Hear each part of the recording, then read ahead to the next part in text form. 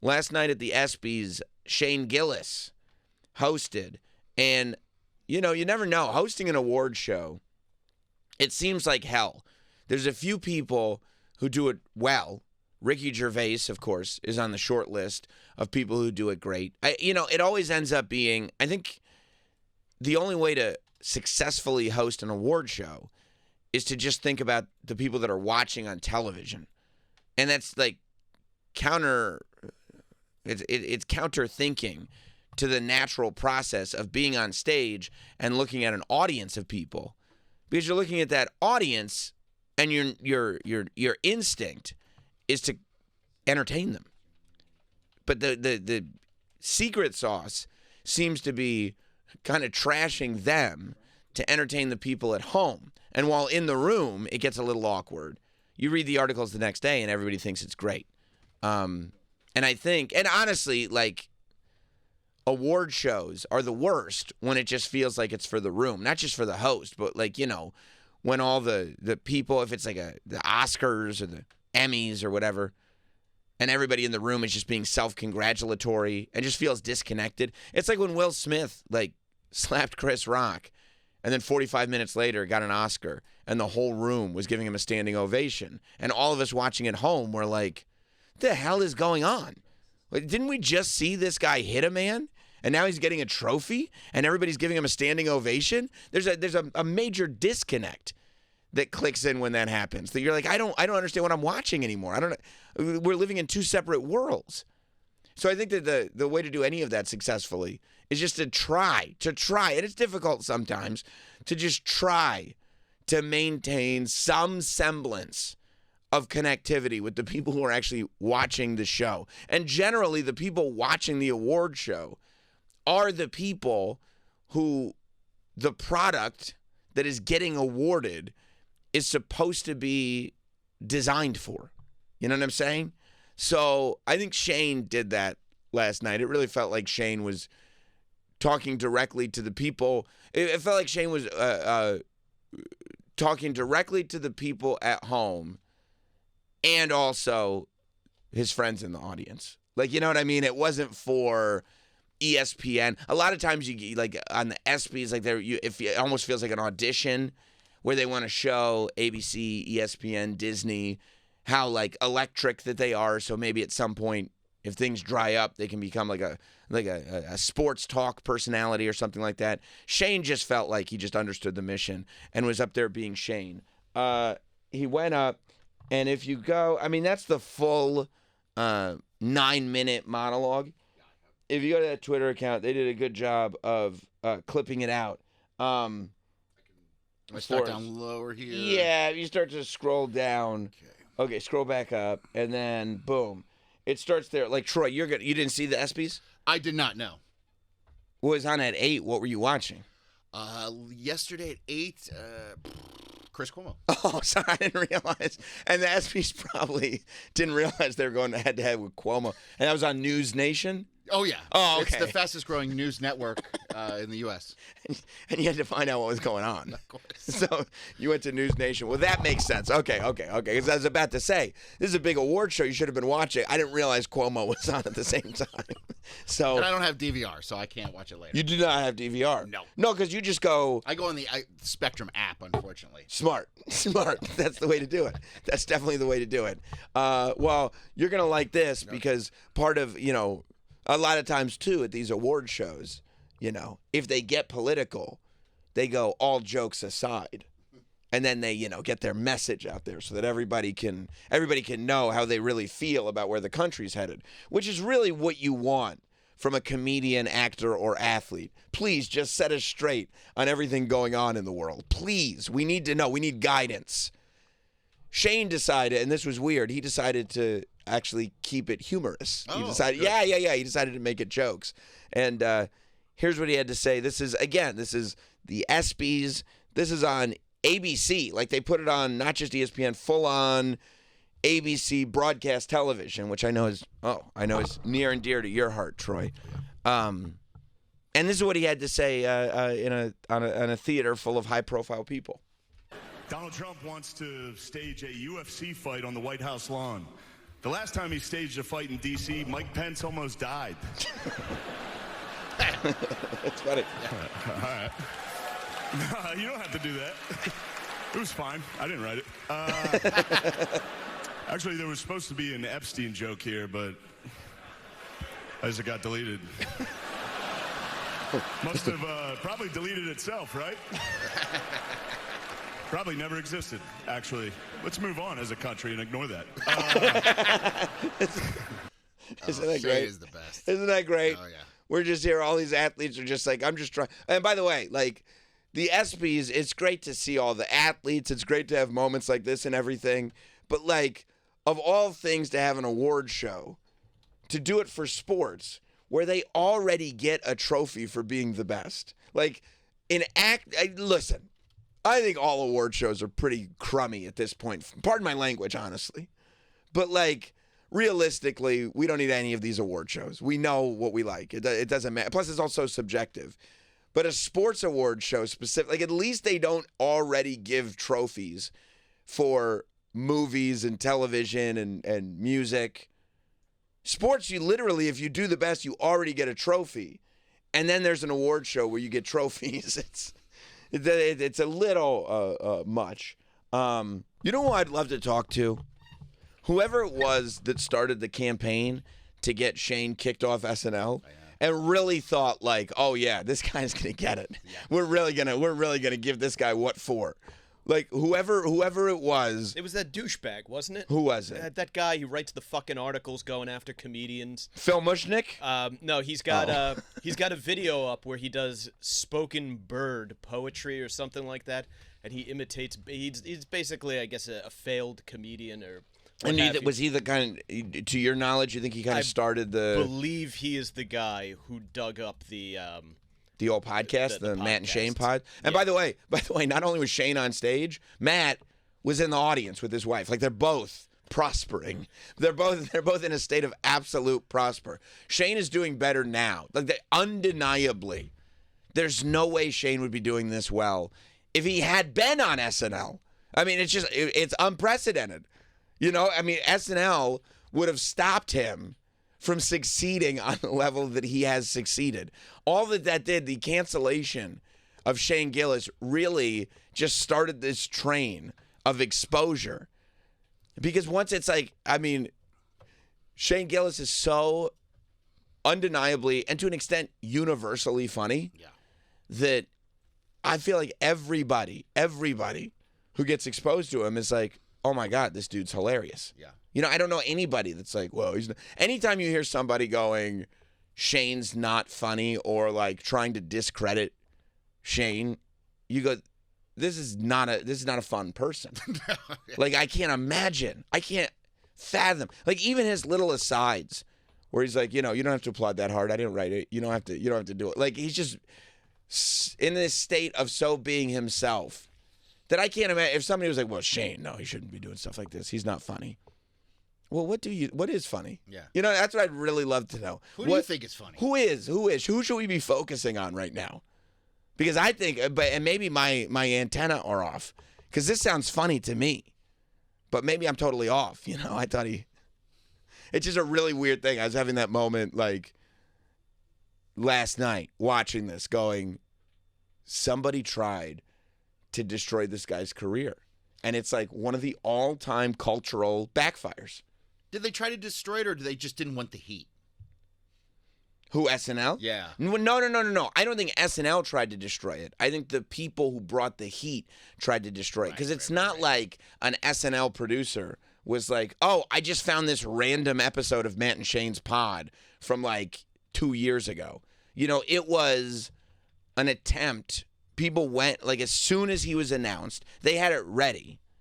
People went online and created this awareness of this is the new guy. This is who SNL hired. And then SNL had to react. So I'm not talking about SNL or NBC. I'm talking about the people who were like, no, we want him to get in trouble. We don't want him to succeed. Because, I mean, I think it's even documented that Lorne Michaels was like, no, hey, man, I want to help you. I still want you to succeed. We can't bring you on just because of all this going on and advertisers and the network. It's out of my hands. But I think Lorne Michaels has always been supportive of Shane and kind of saw this early. But I more want to talk to the people that were like, no, I'm invested in him not succeeding. Yeah. Because it's like they failed. they failed hard. Imagine trying to dedicate your life to like just ruining people's lives. I mean, the whole premise. You know what I mean? You would think if somebody truly doesn't deserve success, that at some point it'll work itself out. Yeah. Just focus on yourself. Yeah. And by the way, if it doesn't work itself out and they do become successful, maybe, just maybe, you're wrong. Or maybe you still just worry about yourself. Right. It's not up to you. It doesn't matter. It has nothing to do with you. When Caitlin Clark retires from the WNBA, she's going to work at a Waffle House so she can continue doing what she loves most, fist-fighting black women.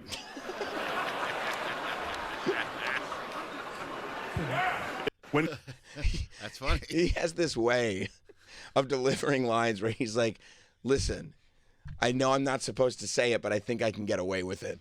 Like, doesn't he always seem like a kid who's about to get in trouble and it's like, he said, you can't stay mad at him. And I mean, it's good. It's good. That's the way we should feel about more people. Oh, this was probably my favorite bit. So last night, and I got to imagine that Espys might be the most difficult award show to host because, like, athletes take themselves just as, if not more seriously than actors. Actors like take themselves stupid seriously. But number one, athletes are probably more entitled to take themselves seriously because they actually have dedicated their lives and worked very hard on something. They're not just like playing pretend. God bless actors and actors, but they're not athletes. And also when actors take themselves too seriously, a lot of people generally go, okay, relax. Athletes are still beloved. There's something about being an athlete where if an athlete is representing your city with your city's name on their jersey, they're beloved. So you're attacking people that are in the audience that can physically dominate you, that don't have a sense of humor about themselves, that are generally beloved. So you have to tread lightly, I think, more so than certainly Ricky Gervais did with Mel Gibson standing right next to him. But Shane did a little chunk on Bill Belichick at the of all sports stories, that's one to do, and it was probably my favorite from the monologue last night. Pitcher, hitter, and bookie. A bookie is what Bill Belichick reads to his girlfriend before bedtime.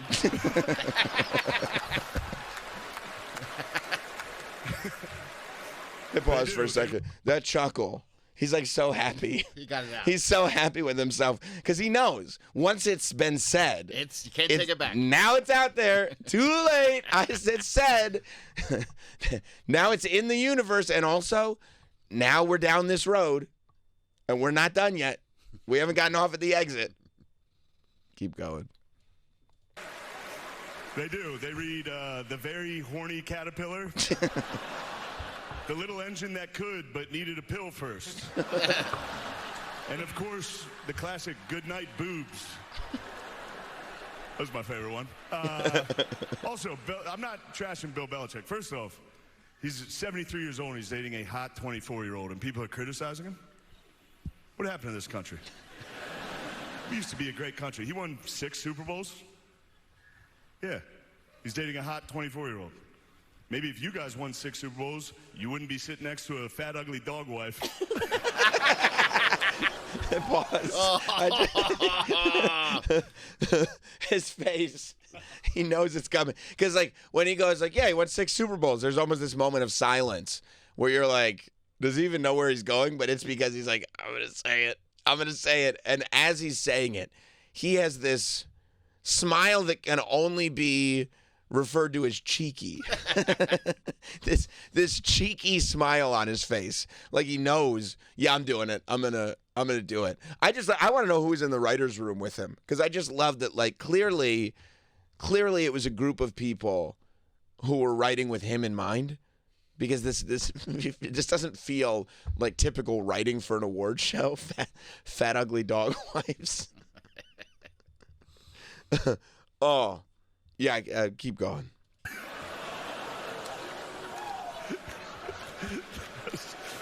They let me do it. I don't. This is Disney. They allowed that. Yeah, I'm going to tell you a story. I was at we should have taken that out. I had doubts going into that. That didn't work all week. I think he's wrong. I think it was good that he left great. it in. I also love that he blamed. He was like, I don't know. Like, Disney let me do that. This one's on Disney. Get mad at them. Don't get mad at me. I say all kinds of weird stuff. Like the fact that they Disney, proved it. they said I could do it. I said, can I do it? They said, yeah. Oh, years ago, Norm hosted the Espys, and it was similar to this. Like, and Norm was so Norm Macdonald. The more you go back and watch, the more you realize that. He put just doing jokes in front of everything. He literally got fired from SNL because he wouldn't stop with the jokes. Like, it was just the jokes were more important than anything. He got fired. He's the host of Weekend Update. And he kept making jokes about OJ. Two things he loved doing: making jokes about OJ and making jokes about Michael Jackson. But he wouldn't stop his OJ jokes. And the story is that there was somebody at NBC very, very high up that was friends with the Juice. And this was right at the peak of the OJ trial. And there was someone at NBC, because OJ had worked as a sportscaster on NBC before he murdered the two people. Allegedly. I'm sorry, before he was accused. Before he was accused and found not guilty of murdering the two people. Before he was financially responsible for the murder of the two. That's what I should say. I don't want to get sued. Yeah, I don't. Before OJ was found to be financially responsible for the murder of two people, he was a sportscaster at NBC. And apparently one of the higher-ups at NBC was still, like, friends with him because he was not guilty. And he told Norm, you got to stop with the OJ jokes. And Norm was like, no. Like, I'm not, like, I won't. Not happening. And he didn't. And so that's apparently why he got fired. He did end up going back to SNL and hosting it, and he's a legend now. But like he wouldn't stop with the OJ jokes so much that he got fired for it. And he did the same thing like before there was like clips on Twitter and viral stuff and podcasts and everything. He in the mid '90s hosted the Espys. I think it was the mid to late '90s, and got everybody pissed, because he was just making fun of everybody. He was doing the show for the people at home. He was doing the jokes for the people at home in the whole room. They were so tense because he kept making fun of them. But Shane, and just because Shane, I guess, loves Norm, decided to end his monologue with a tribute to Norm by doing his favorite Norm joke from Norm's monologue when he hosted the Espys. Travis Hunter won the Heisman Trophy this year. He's the first defensive player since Charles Woodson to win the Heisman. Congratulations, Travis Hunter, winning the Heisman. That's something they can never take away from you, unless you kill your wife and a waiter. In which case, they can take that away from you. Well, see a lot. I think it's been so long that people were a little confused at first. Yeah. I love it. I thought Shane did so well last night at the Espys. It was just so fun to watch him do it. And I also feel like the fact that like the journey has been what the journey has been has left Shane in this position where it's like almost why wouldn't, like there's nothing to worry about. Like it's kind of great to get hit with the worst just as you're starting to hit the mainstream. Get it out of the way. Right. Like as soon as you hit the mainstream, you get the sledgehammer to the face, and you survive it. And then once you're done with it, as you start growing, it's like, well, what are you going to do to me now? You idiot. You unearthed all the stuff that I didn't want you to unearth way too early. There's not even a conversation to be had about it anymore. And now, it's great. It's great. So congratulations to Shane Gillis and a great performance